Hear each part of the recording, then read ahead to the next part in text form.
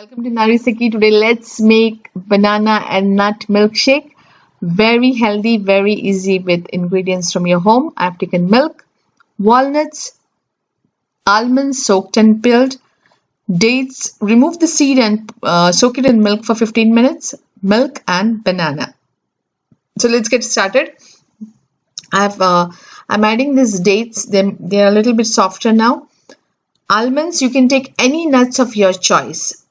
Walnuts for the omega-3 for your eyes, skin and hair. And we're not going to add all the milk. First we are going to blend only this to make it a smooth paste.